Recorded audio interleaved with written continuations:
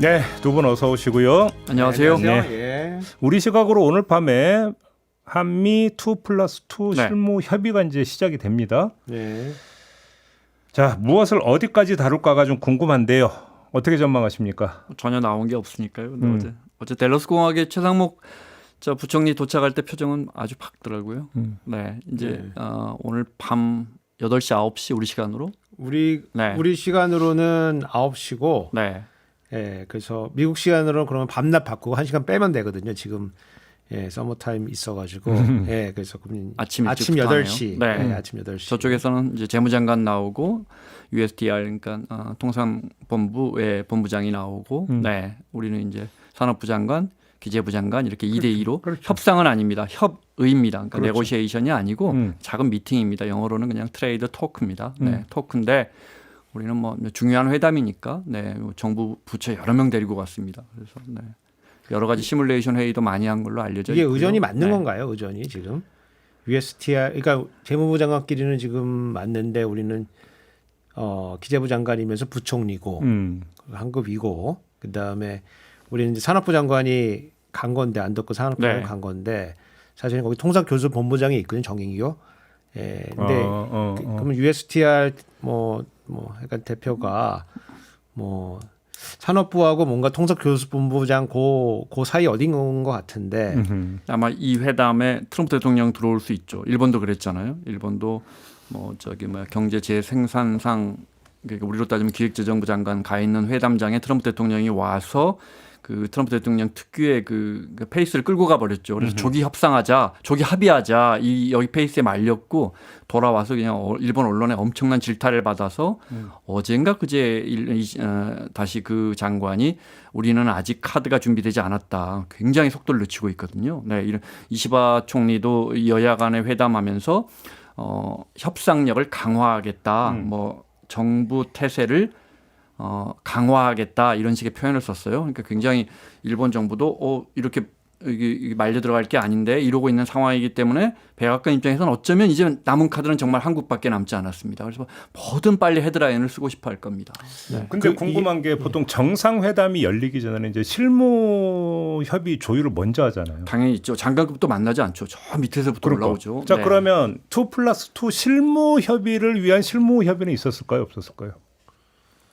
뭐 그것까지는 제가 그런 소식은 못 들은 것 잘 같은데요. 모르겠는데 네. 지금 어저께 상임위 특히 외교부 관련된 상임위에서 외교부 장관 나와가지고 왜냐면 여기 방위비 관련된 이런 내용 들어가 있는 이런 질이 나오면서 외교부 패싱된 거 아니냐 그런 왜냐면 이거 외교부 주무사항 일인데 그거를 이제 기재부 장관하고 산업부 장관이 가서 할 수 있는 거냐에 대해서 질의가 나왔었어요. 그럼 조태열 외교부 장관이 얘기하면서 우리가 여러 가지 조언을 줬다라고 하는 걸로 봤을 때는 이제 실무 협의가 전혀 없었던 것은 아닌 것 같아요. 그렇고 이게 제가 이 회담 장소를 제가 어저께 구글 맵으로 제가 또 거기 자주 다니던 곳이어가지고 쓱 보니까 이게 어디냐면은 우리가 백악관 사진 나오는 데 있지 않습니까? 네. 거기에서 오른쪽에 있는 건물입니다. 백악관의 바로 우리가 정면으로 봤을 때 오른쪽에 있는 게 이제 재무 건물인데 여기가 지하로 다 연결돼 있다 그래요. 그럼 트럼프가 그냥 걸어서 금방 갈 수 있는. 그러니까 그만큼 걸을 수 있는 거냐는 잘 모르겠지만 의전상 여하튼 거기서 금방 이동할 수 있는 건물이기 때문에 트럼프 대통령이 나타날 가능성이 있다 이제 이렇게 보는 거고 그다음에 그렇게 하면은 사실은 이제 옆구리를 쑥 찌르고 들어오는 거기 때문에 준비 안 된 의제를 쓱 물어볼 수도 이제 있다 이제 이렇게 생각이 되고 제가 특이하게 봤던 것 중에 하나는 이제 이 지금 수행단 중에 누가 들어가 있냐면은 그 기재부에 이제 외환 관리하는 자금 담당 과장이 지금 따라갔어요. 외환 담당하는. 왜요? 그러니까 이제 그게 이제 왜 갔냐? 사실은 통상도 아니고 그런데 우리 외화시장 관리하는 담당 과장이 따라갔다는 게 어떤 의미냐? 그런 이제 궁금증들이 있어서 저도 인터뷰하고 그랬는데, 그러니까 그거는 트럼프가 이제 지금 비관세 장벽의 대표적인 행위들을 해가지고 몇 가지 발표한 게 좀 있거든요. 8가지 발표했는데 그 중에 하나가 이제 환율 조작과 관련된 거고 우리나라가 지금 환율과 관련된 관찰 대상국이에요. 그래서 그런 거를 조금 혹시 이슈가 생기면은 그런 걸 좀 설명하려고 좀 같이 갔나 그래서 굉장히 다양한 이슈가 지금 준비가 안 된 상태로 당할 수도 뭐 있는 상황 아닌가 이런 약간 걱정이 좀 트럼프 되긴 대통령이 합니다. 그 자리에 나타나면 우리한테는 별로 좋을 게 아니고요. 트럼프 대통령이 나타나면 회담을 이끌 것이고 그럼 우리가 준비해간 매뉴얼이 많이 깨질 것이고 설령 우리가 그런 언급을 그런 뜻으로 하지 않았다 해도 트럼프 대통령이 헤드라인을 만들어낼 거예요. 그럼 우리가 그때 가서 우리 그런 뜻은 아니었어요 이렇게 말하기는 어렵단 말이에요. 끌려가기 쉽습니다. 네. 근데 그나저나 최상목 안덕근 두 사람의 협상 능력은 어떻게 평가를 해야 되는 겁니까? 잘할 것이라고 믿고요. 지난주에도 최선을 다하겠죠. 지난주에도 말씀드렸지만 정말 테이블 세터 그래서 저 클린업 트리오가 잘할 수 있도록 다음 정부가 잘할 수 있도록 특히 우리가 한 게 아니고 트럼프 대통령이 90일의 유예 기간을 줬잖아요. 그러니까 우리가 절대 앞서갈 필요가 없고 지금 5개 나라 남았는데 그중에 도마 위에 이제 우리하고 일본만 남아 있는데 지금 우리가 올라갔고 일본은 두 번째 회담을 30일 날 한단 말이에요. 근데 일본 지금 이거 최대한 늦추려고 한단 말이에요. 근데 이제 우리가 갔으니까 정말로 절대 이거 앞서가서 뭐 섣불리 아마 이제 제가 볼 때는 우리 협상팀도 절대 그런 생각은 아닐 겁니다. 아니 네. 만약에 트럼프가 깜짝 트럼프를 한다면 트럼프는 아주 타고난 협상가라고 봐야 되는 거 아닙니까? 근데 최상목 네. 안덕근 두 사람이 정말로 협상 테이블에 자주 앉아서 협상을 끌어왔던 그런 경력을 갖고 있느냐. 그래서 능력이 출중한 이건 반드시 점검이 돼야 되는 거 아닙니까? 그러니까 최상목 같은 경우에는 항상 저도 비판하는 입장을 많이 견지해 왔지만 그러면 이제 하여간 기재부 측에서 예. 하는 내용이 그분이 파리학과 서울대 법대 법대 수석이다. 뭐 어쩌라고. 그러니까 이제 스펙은 좋은데 예. 저는 이분이 별 큰 능력은 없어 보이긴 하거든요, 사실은. 협상에 관한은 협상뿐만 아니고 이분이 그 위기에 취약하다. 이분이 위기가 되면은 상당히 취약하든지 이런 생각이 드는데 그날 그 내란의 밤에도 이분이 그 상황을 직면해 가지고 무슨 표현을 했냐면은 머리 하얘졌다. 뭐 아무 생각 안 났다. 뭐 이러거든요. 그럼 네. 이게 비단 그 일만 그랬겠느냐. 그리고 뭐 예컨대 우리 협상장에 트럼프 대통령이 들어와서 이제 준비 안 된 의제를 막 이제 휘젓고 다니기 시작하면은 그러면 이분이 뭐 아주 합리적인 결정하기 좀 어려운 건 아니냐. 이제 그런 뭐 약간 좀 걱정이 되고. 왜 여쭤보면 좀 걱정되는 게 젤렌스키가 갔다가 저 당한 거 기억나시죠? 그러니까요. 네? 그 벤스하고 뭐 트럼프 협공으로 그냥 하다가 그냥 당했잖아요. 네, 왜 양복 안 입고 일본 왔냐. 대표단도 앞서 말씀드렸지만 거기서 이제 뭐 이렇게 굉장히 분위기 좋게 마가 모자 쓰고 뭐 이렇게 해서 왔는데 들어와서는 일본 언론한테 지금 정말 호되게 비판당하고 있거든요. 네. 말렸다 이거죠. 그러니까. 우리도 그렇게 쉬운데 근데 앞에서 그렇게 일본 대표단이 말리는 걸 봤기 때문에 준비해 갔을 거라고 보고 우리는 최상목 부총리는 저는 당연히 최선을 다할 거라고 보는데 여러 번 우리가 지적했지만 안에서의 성적은 매우 좋지 않습니다. 뭐 길게 이야기할 것도 없습니다. 기재부 장관은 그 나라의 경기 부양을 하고 그다음에 재정 안정을 지키는 사람입니다. 근데 이번 임기 동안 재정 안정 엄청난 나라빚이 생겼고 경기는 어젠가 IMF에서 우리 1월 달에 우리 성장률을 IMF가 2%로 잡았습니다. 올해. 근데 그게 정확하게 반토막 나서 1%가 됐습니다. 넉 달 동안 성장률 1%가 날아가는 상황입니다. 네. 0.1%가 아니고요. 0.1% 정도면 9시 뉴스 준비하거든요. 넉 달 동안 성장률이 또 떨어졌어. 이렇게 1%포인트가 날아갔습니다. 네. 그 기재부 장관인데 데러스 공항에 내릴 때 표정은 아주 평화롭고 밝더라고요. 그러니까 뭐 생각이 있겠죠. 그래요. 네. 아니, 그러니까 제가 이걸 왜 말씀드리냐면은 자기 이제 본성은 숨기기 좀 어렵거든요. 근데 이분이 그날 내란이 일어났던 그날 밤에 집으로 퇴근하신 분이에요. 네. 이 어려운 일이 부딪히면 거기서 이제 해결하거나 이거를 합리적으로 판단 내리는 게 아니고 그냥 회로를 닫아버릴 수가 있기 때문에 굉장히 걱정이라는 말씀 드리고 싶고 다만 이제 이분이 이제 그 상임위에 나와가지고 우리가 협상은 최종 결정은 그 새 정부에서 할 수 있도록 하겠다 이제 그런 말씀을 하셨어요. 네. 그래서 잘 모르면 뒤로 넘기면 된다. 이제 이렇게 좀 말씀을 좀 드리고 싶고 아까 GDP 얘기 말씀드렸는데 IMF가 그 지금 파격적으로 내리긴 내렸어요. 근데 관세 그 145% 맞은 중국도 0.6%포인트 내렸거든요. 우리는 1.0을 내렸으니까 뭐 어마무시하게 내렸는데 그중에 대표적인 이유 중에 하나가 우리나라가 개방도가 높은 뭐 그런 것도 있을 거지만 중국보다 더 많이 내린 이유는 중국 같은 경우도 요거에 대응하기 위한 여러 가지 정책들을 하고 있거든요. 근데 한국은 이제 그런 게 좀 부족한 거 아니냐라고 뭐 그 보고서에 설명이 나와 있지는 않는데 제가 그렇게 한번 예측 한번 해보는 거고 네. 예, 안덕근 이 산업부 장관 같은 경우에는 그나마 조금 더 나은 것 같아요. 그래요? 예, 이분이 이제 뭐 이 통상이나 이런 무역 이런 게 전공이기도 할 뿐만 아니고 통상교섭본부장도 했거든요. 해서 협상은 이제 많이 임해봤는데 굵직굵직한 거를 한 적은 없어요. 근데 한 말레이시아 FTA 협상 재개하자 뭐 이런 거 했거나 아니면 이제 약간 자질구레한 것들을 했기 때문에 네. 과연 이렇게 큰 협상에서 네. 좀 우리로 보면은 대차게 협상에 임해줘야 되는데 당당하게 임해주고 잘 안 되겠으면은 우리 정권 교체이기 때문에 다음에 다음 대표랑 하는 게 좋겠다고 잘 들어왔다 이제 한 이 정도 해주면 좋은데 뭐 어떻게 될지 제가 볼 때 최상목 부총리는 그 정도 스탠스라는 게 지금 요 최근에 입장 발표에서 나오는데 문제는 이제 한덕수 대행이 트럼프 대통령과 통화하면서 90일간의 유예를 주셨기 때문에 저희가 새 정부가 오면 이 부분을 잘 협의하도록 하겠습니다. 두 나라의 서로 호혜적인 이익이 있도록 이렇게 원론적인 이야기를 했으면 좋겠는데 뭐 굉장히 트럼프 대통령 듣기 좋은 이야기를 많이 했고 파이낸셜 타임즈는 헤드라인으로 한국은 미국에 절대 싸우지 않겠다는 입장을 지금 권한 대행이 이야기했다 이렇게 그냥 표지에 이렇게 박아버렸다고요. 그러니까 그런 부분이 조금 이제 한덕수 총리와 저 최상목 부총리와 약간 다른 부분이 있고, 네, 그 전에 말했지만 약간 우려되는 거 몇 가지가 있는데 그 중에 한 가지는 알래스카 부분 제가 지난주에 그 쉽게 말려 들어가면 안 된다, 다 포기한 사업이라고 여러 번 설명을 드렸는데 아니나 다를까 한국가스공사에서 화상 협의를 시작했다는 거예요. 한번 했어요. 네, 미국 측의 시행사하고요, 그 개발 시행사하고요, 네, 그쪽 SPC하고 시작을 했는데. 뭐 언론적인 협의하는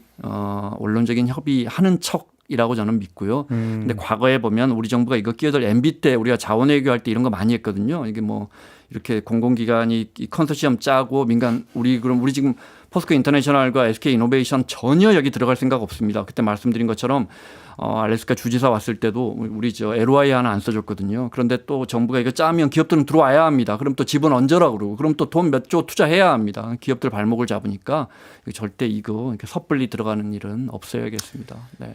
아무튼 두 분의 말씀을 종합 정리하면 오늘 밤에 있는 실무 협상도 아니고 협의니까 그냥 얘기만 하다가 도장 절대 찍지 말고 그냥 돌아와야 된다. 도장 찍을 수는 없고 물리적으로 도장 찍을 수도 절대 없고요. 절대 안 되고 석 달, 6달 협의 FTA 재개정 그런 것도 뭐 확약도 해주면 안 된다. 지금 이건데. 네. 그러니까 이제 우리 대표팀이 잘 알고 있을 겁니다. 한덕수 지금 권한대행이 이제 통상 관료죠, 사실은. 네. 이분이 뭐 우리나라 뭐 경제 관료로서 할 수 있는 관직은 다 있는데 지금 완전 관직 사냥꾼인데 관직 완전 헌터인데. 네. 이분이 원래는 주종목은 이제 통상 협상이에요. 네. 근데 지금 이분들이 과거 했던 이런 협상들의 결과들이 좀 나오고 있는데 이분이 보니까 주특기가 이면 협상입니다.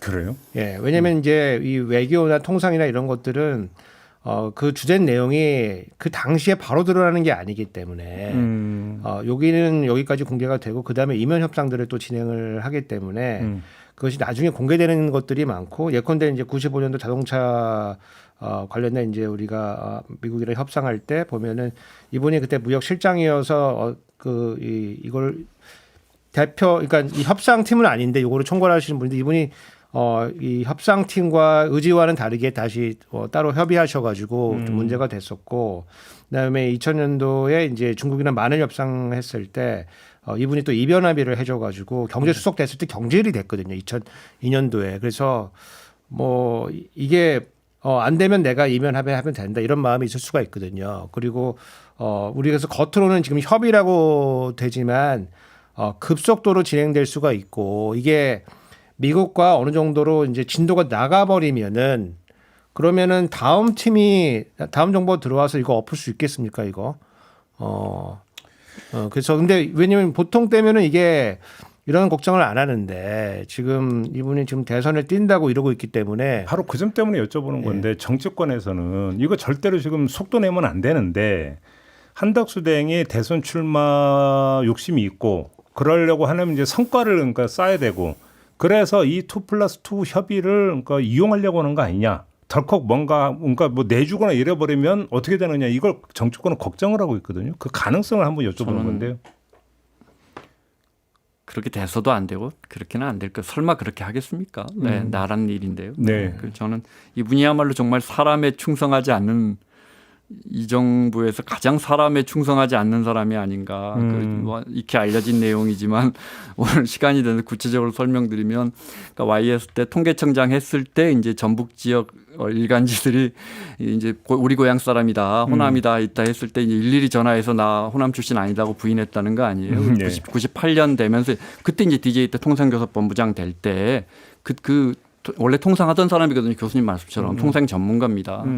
될 때 언론사에 팩스 보내가지고 나 사실은 호남 사람이고 나 거기서 중학교도 다녔어. 이렇게 네. 본인이 직접 언론사마다 팩스를 보내고 그래서 DJ 때 이제 경제수석까지 된 거 아닙니까? 그리고 또 이제 MB 정권으로 노무현 대통령 때는 이제 부총리, 총리 다 하고 노무현 대통령 세상을 떠나고 장례식 그 7일간이나 했는데 나타나지 않았고 문재인 대통령 때 또 추모식 할 때는 또 나타나요. 네, 이렇게 정말 사람에 충성하지 않는 사람이거든요. 그래서 지금 우리가 이제 그 우선 협상국 5개 중에 이제 하나인데 지금 다른 나라들은 진도를 조금씩 다 나갔어요.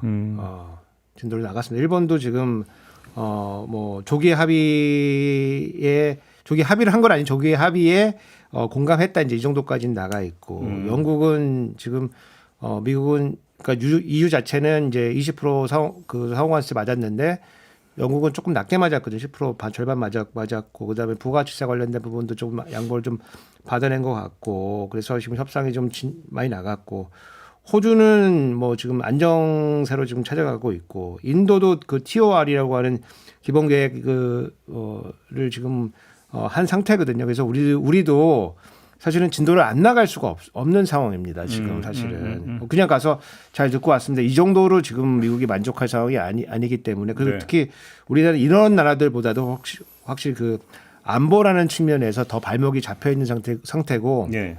리더십도 부재한 상태이기 때문에 밀어붙이면 더 밀어붙였지 이거를 조금 더 약하게 우리가 얘기하고 니네가 듣고 그냥가 이렇게는 뭐 협상이 안 될 것 같기 때문에 이럴 때 한덕수가 어떤 자세를 취할 거냐 그러면은 충분히 지금 이변 합의를 해줄 수도 있는 그래서 다음 정부가 굉장히 그 곤란한 상태를 만들 수밖에 없는 그리고 뭐 이건 죄송한 얘기지만 민주당이 또 우리가 뭐 국민의힘에서는 뭐 반미라고 이렇게 얘기하지만 민주당 자체가 또 그렇게 반미는 아니거든요. 네네. 오히려 미국에 발목 잡혀가는 그런 것들이 좀 많기 때문에 그래서 그랬을 때 다음 정부에까지 좀 굉장히 좀 불편한 이런 상황을 만들 수가 있고 이거를 바탕으로 해서 내가 대권 주자로 뛴다. 아니면 트럼프가 몇 가지 립 서비스를 해준다 그러면은 한국과 미국의 위민은 모르겠지만 트럼프와 한덕수의 위민되는 결과를 만들어낼 수는 저는 뭐 가능성이 굉장히 높다고 보고 있습니다. 사실은. 오히려 지금 이제 우리가 다 알듯이 트럼프 대통령 굉장히 상황이 꼬이고 있단 말이에요. 그러니까 중국이 진짜 랩핑하네. 보잉 비행기 한 대 800억씩 하더군요. 근데 그 737까지 다 돌려보내고 있잖아요. 다 해가지고 자기네 항공사 이게 로고까지 새긴 비행기를 돌려보내고 있는 그런 상황이고 트럼프 대통령 어떻게든 실적을 내야 하고 앞서 말씀하신 것처럼 우리가 협상 테이블에 안 올라갈 수 없습니다. 오라는데 어떻게 안 갑니까 우리가. 그런데 우린 누구보다 명분이 있습니다. 우리가 지금 대통령이 거리 상태입니다. 그러니까. 조금만 시간을 주십시오 하면 그러면 이 5개 나라 중에 시범 케이스로 우리가 먼저 안 올라갈 수 있단 말이에요. 그러니까 네. 예, 알겠습니다. 아무튼 오늘 밤에 뭐 이제 그 테이블에 마주 앉고 내일 뭐 이 시간 되면 뭐 어느 정도 뭐 가닥이 잡히지 않겠습니까? 그러니까 이제 이게 외교 통상 이게 큰 문제인데 보이는 게 다가 아니다. 그렇죠. 알겠습니다. 이렇다 할 논의가 진전이 안 됐다. 이 소식을 기다려야 합니다. 네. 그게 이 소식이군요. 알겠습니다. 또 하나 좀 짚을 게 있는데요. 세종시 이전 얘기가 지금 계속 여야 뭐 막론하고 나오고 있습니다. 근데 좀 두 분께 한번 솔직한 진단을 그러니까 부탁드리는 건데 이거는 그러니까 대선용 애도벌론일까요? 아니면 진위가 담긴 걸까요? 어떻게 전망하십니까?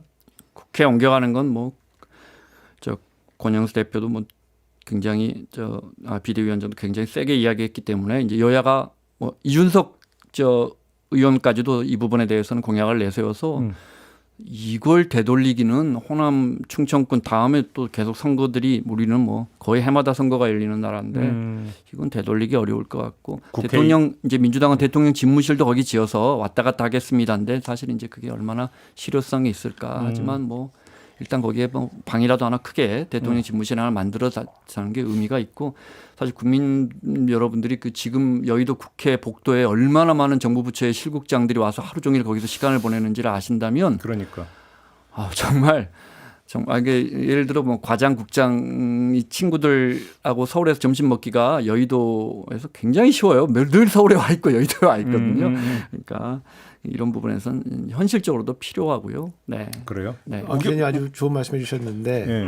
저도 자꾸만 내란 얘기로 돌아가서 좀 그런데 내란의 새벽에 그 밤 12시 50분에 기재부 1급 회의를 서울 청사에서 했습니다. 근데 한 명 빼고 다 왔습니다. 그래요? 다 서울에 있을 텐데. 1급들이 그 밤에 한 명이 세종시에서 기차 타고 올라왔고 네. 나머지는 다 서울에 있었습니다.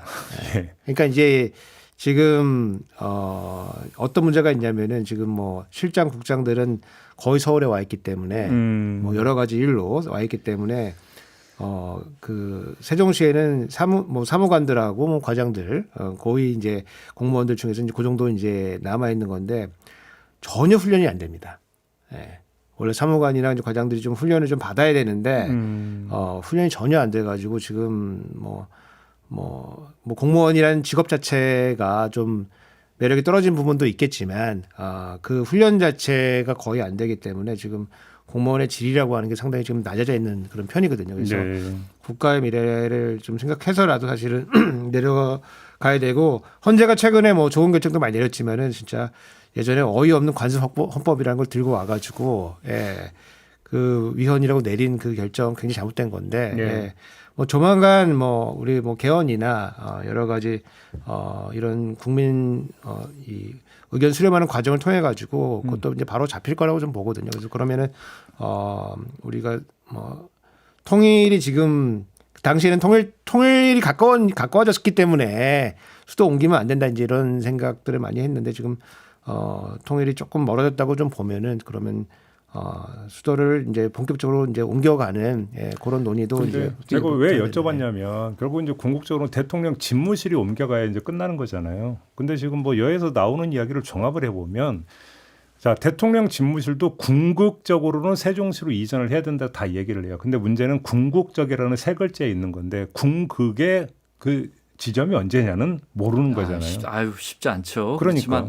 그렇지만 저는 첫 단추라도 꿰야 한다 생각하고 첫 단추 깨졌으면 두 번째 단추라도 꿰야 한다고 생각하고 이건 단순히 노무현 대통령의 행정수도 이전, 뭐 이제 수도 이전이었죠. 그 전에는 행정수도가 아니고, 근데 지금 이제 경제 수도로서의 서울의 입지는 이 뭐 정말 굉장히 강고하니까, 박정희 대통령 때부터 생각했던 거잖아요. 연기 공주가 박정희 대통령이 옮겨가고 싶었던 그때 뭐 논한 천안 저 그때 이제 저 출입기자에서 이게 헬기 타고 그 세계 후보지 다 둘러봤었어요. 연기 공주 선정될 그때 때도. 정감록 얘기도 좀 나왔었죠.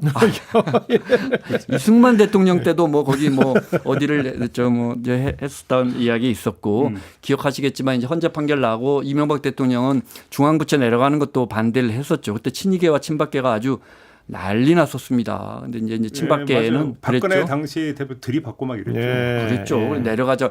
그때 조갑재 조선일보 논설위원은 이러다가 보수가 깨진다. 그래서 진보 진영에 얘기를 주니까 박근혜 대통령, 박근혜 후보 차기 유력한 후보의 주장처럼 그냥 예정대로 행정수도 행정기관들 내려가자 했고, 그래서 동아일보 김순덕 논설위원은 그렇게 되면 노무현이 박아놓은 대못을 뽑지 못하니 친이계 편을 들어줬거든요. 절대 행정기관 내려가면 안 된다. 그런 우여곡절 끝에 진짜 내려간 거예요. 그렇게 한 단계 한 단계씩 가고 있고, 그 다음에 내려가야죠. 우리처럼 제 도시계획 이렇게 볼 때 전 세계에서 우리처럼 살만한 나라 중에 아니야 후진국도 제가 이렇게 찾아보면 태국하고 필리핀 말고는 이렇게 2도시, 3도시가 없는 이렉 국가는 진짜 없다니까요. 진짜. 그러면 자, 네. 그 행정수도 이전 이야기 나왔을 때 네. 핵심 그 축이 지역 균형 발전 네. 이거였잖아요. 네. 어떻게 연결되냐 한번 좀 설명 좀 해주세요. 그러니까 지역 균형 발전은 우리 혁신 도시 10개를 만들었죠. 성장 거점을 만들었는데 저는 그 취지는 굉장히 좋았다고 생각을 해요. 네. 하지만 많은 부분 실패했고 심지어 혁신 도시도 예를 들어 나주 혁신 도시다 그러면 나주 옆에 있잖아요. 그래서 나주조차도 먹여 살리지 못하고 공동화되고 있거든요. 전주도 마찬가지고요. 국민연금 그 직원들 금요일 날 서울 올라오는 버스 몇 시에 출발하는지 아세요? 몇 시에 오는데? 오후 2시부터 출발합니다. 그래야 저녁 약속을 할 수 거기 있으니까요. 뭐 4.5일째 근무합니까? 아니 그러니까 이제 반차를 내겠죠. 네. 네. 그렇게 그러니까 사실 자리를 못 잡고 있어요. 그러니까 저는 이제 뭐 기술적으로 여러 문제점이 부작용들이 노출되고 있지만 그래서 저는 거점을 3개, 4개로 아주 뭐 취지는 좋았지만 이것마저도 우리가 너무 지금 지역이 힘을 잃고 있어서 3개, 4개로 이제 선택과 집중을 해야 할 상황이지만 어찌 됐건 심지어 베트남이나 중국 같은 나라도 이렇게 서울에만 한 도시에만 편중되어 있는 나라가 없습니다. 이 문제를 아주 쉽게 이해할 수 있는 방법은 만약에 우리가 아는 선진국들이 캐나다가 호주가 프랑스가 영국이 미국이 한 도시에만 집중돼서 산다고 생각해 보십시오. 그럼 그 나라가 얼마나 빽빽하고 심하게 경쟁하면서 집값은 치솟고 얼마나 힘들게 살겠습니까? 모든 중요한 스포츠 경기는 한 도시에서만 열리고 모든 대기업 본사가 한 도시에만 있고 네. 우리 이제 그런 건 이제 디스토피아 그린 SF 영화 보면 많이 나와요. 그러니까요. 네, 딱 필리핀 가보시면 딱 그런 느낌이 있거든요. 네, 그러니까 조금 다만 이제 조금씩, 그 네. 저희 뭐 연구를 조금 뭐 소개시켜드려 보면은 뭐 도시들이 승리하고 있다 뭐 이런 표현들이 좀 있어요. 그래서 도시가 뭐 승리한다는 얘기는 뭐 도시가 뭐 살기 좋다 뭐 그런 얘기뿐만 아니고 좀 모여 있으면은 아무래도 조금 얘기도 할 수가 있고 좀 차도 마실 수 있고 뭐 그런 약간 인적 자본들이 좀 이렇게 축적이 되면서 좋은 아이디어도 나오고 뭐 이제 그런 거다 이런 얘기가 있어서 이제 뭐 그런 측면에서 도시가 이제 사실은 자연적으로 계속 모여지게 되는 이제 네. 그게 우리나라가 좀 극대화된 건데 이제 그런 측면이 하나가 있고 다만 이제 한 가지 이제 그 세종시로 다 옮겨갔을 때 이제 한 가지 걱정은 지금도 사실은 공무원들이 굉장히 딴소리하는 경우가 많거든요. 예컨대 지금 나온 추경안 보면은 지금 이 경제가 어렵다는 걸 공감하고 있는 건지 안 하고 있는 건지 그것도 알 수가 없는데 왜 이러는 거냐 그러면은 세종시가 지금 여러 주요 도시들과 떨어져 있기 때문에 뭔가 좀 이 세상 돌아가는 거 모르는 거 아니냐. 왜냐하면 아무래도 세종시가 공공부문들이 좀 모여 있잖아요. 예. 그래서 경기를 좀 덜 타요. 예, 왜냐면 이제 거기 뭐 저희가 뭐 소프트머니, 하드머니 이런 표현 많이 쓰는데 월급이 들어 거의 공공부문에 월급 갖고 먹고 사는 도시이기 때문에 뭐 경기가 있다고 해서 누가 망하고 뭐 이런 잘리고 이런 거는 거의 없잖아요. 그래서 이 대한민국이 돌아가는 거 이 경제의 어려움 자체를 잘 못 느끼는 거 아니냐. 출산율은 제일 높던데. 출산율 높죠. 예, 높죠. 그래서 왜냐면 직업이 또 안정되고 그러니까 그래서 그런 측면에서 조금 그 세종으로 가더라도 조금 뭔가 이 비즈니스와 좀 이렇게 뭐 좀 연관지어서 좀 사고할 수 있는 이런 채널들은 좀 확보를 좀 할 필요가 있겠다 이런 생각이 들긴 합니다. 예. 관련해서 뭐 계룡건설 이런 관련해서 뜬다는 뉴스도 있더라고요. 우리 뭐 올라야 할 주식은 안 오르고 맨날 무슨 정치인 관련주 뜨고 뭐 하고 시멘트주가 오른다면서요. 네. 세종시를 교수님 그런 건 안 샀어요? 그 주식은? 저희는 항상 뭐 제일 좋은 거 사죠. 근데 지금 반토막 났는데 지금 큰일 났습니다 지금. 구만전자? 네. 그러면 머스크가 지금 좀 반성하고 있어가지고. 테슬라? 뭐 이런 거? 예. 머스크가 밀려나고 있거든요. 네, 머스크가 밀려나고 있고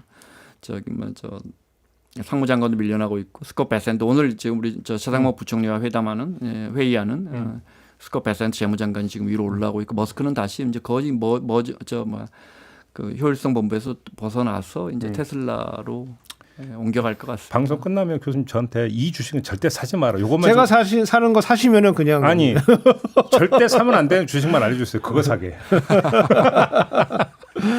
아 진짜 큰일입니다. 진짜 살려주십시오. 네. 진짜. 아니 우리가 이 서울 집중 오늘 이야기 잠깐 했는데 이런 말씀들 많이 하세요. 다 서울 살고 싶어 하는데 그럼 어떻게 하느냐 이 말씀을 하는데 서울 살고 싶어 하면 시장 원리 기업은 거기 시장 원리에 맞춰 가는 거고 우리 시장 참여자들도 우리 시장 경제 하잖아요. 거기에 맞춰서 사는 겁니다. 예. 그런데 그러면 정부란 왜 있는 것이냐? 정치란 왜 있는 것이냐. 그것이 어느 한 방향으로 가는 게 지나치다 싶으면 그것을 교정해 주는 게 정치의 역할이잖아요. 그렇죠. 네. 알겠습니다.